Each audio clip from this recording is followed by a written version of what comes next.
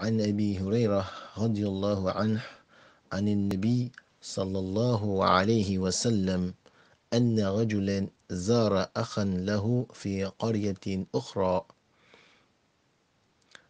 فأرسل الله له على مدرجته ملكا فلما أتى عليه قال: أين تريد؟ قال: أريد أخا لي في هذه القرية. قال: هل لك عليه من نعمة تربها؟ قال: لا، غير أني أحببته في الله عز وجل.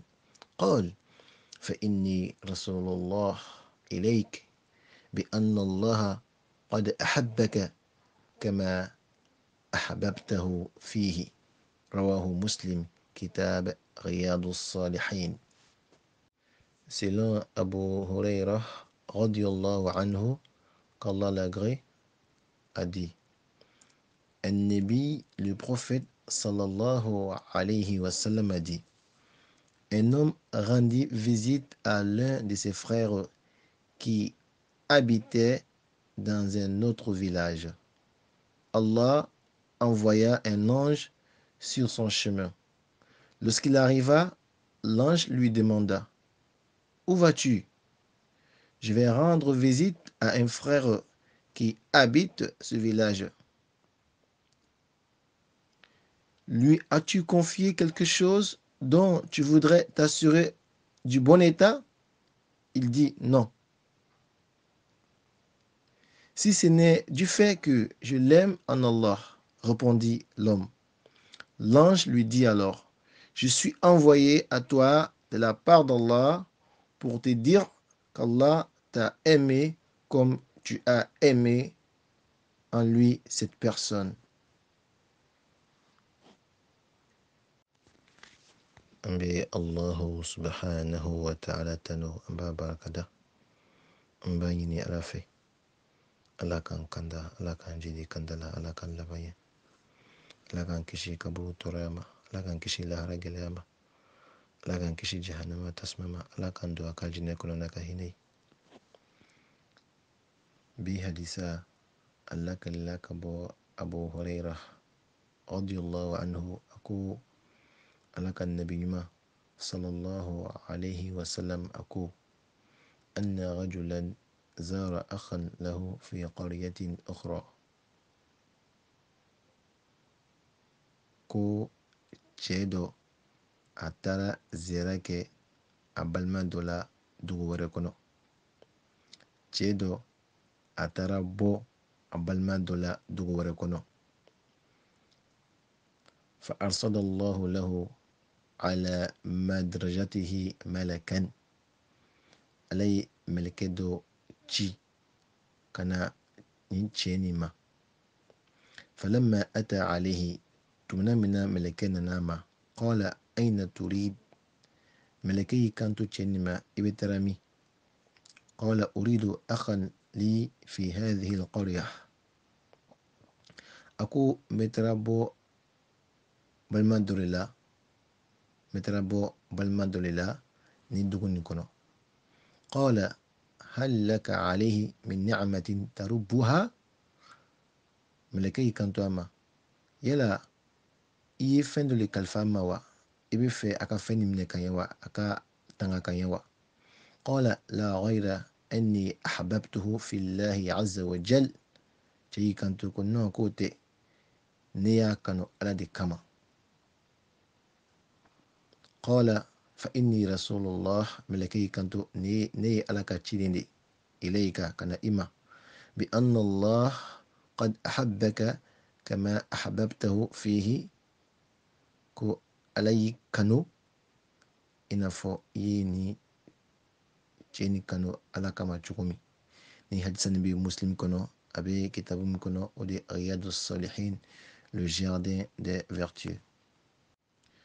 N balimaw, n bɛ min kalan ni hadisa nin la, o de ye ka ɲɔgɔn ziyara, ka to ka taa bɔ ɲɔgɔn na. C'est très important. Barajiba de b'a la. N balimakɛ, i ye karamɔgɔ dɔ kanu ala kama, taa ziyara kala, taa bɔ a la. Balimakɛ, i ye kalanden dɔ kanu ala kama, taa bɔ a la. Balimakɛ, i ye dɔ de kanu a ka alaɲɛsiranya kama, a ka limaniya kama, a ka jugu ɲumanya kama, taa bɔ a la, taa ziyara kala. Balimakɛ, i bɛ mɔgɔ dɔ dɔn a ka diinɛ ko ma bon, taa ziyara kala, i ka hakililajigi kɛ, ka hakililajigi ala la, ka hakililajigi saya la, ka hakililajigi kaburu la, ka hakililajigi lahara ko la. Balimamuso, i fana i ye mɔlimati dɔ kanu ala kama, taa ziyara kala, taa bɔ a la. Walima i ye madasaden dɔ kanu ala kama, taa bɔ a la, taa ziyara kala. Walima i ye ala ka jɔnmuso ɲuman dɔ le ye, a jogo ka ɲi, alaɲɛsiranya b'a la, limaniya b'a la, jogo ɲuman b'a la, a bɛ ka diinɛ dɛmɛ, taa ziyara kala, i b'o baraji sɔrɔ. Ni hadisa nin kɔnɔ fana, subhanallah, Allah subhanahu wa ta'ala a ye mɛlɛkɛ de jigi. Allahu akbar. Mɛlɛkɛ de jigila adamaden sawura la, à la forme humaine. Mɛlɛkɛ jigila adamaden sawura la, ka na cɛ ɲininka, aina turid, k'i bɛ ka taa min? Cɛ y'i kanto, bɛ ka taa bɔ balima dɔ la. Mɛlɛkɛ y'a ɲininka sisan ko yala i ye fɛn dɔ de kalifa ma wa? I bɛ fɛ k'a dɔn n'a fɛn tɔgɔla a tangala a bolo?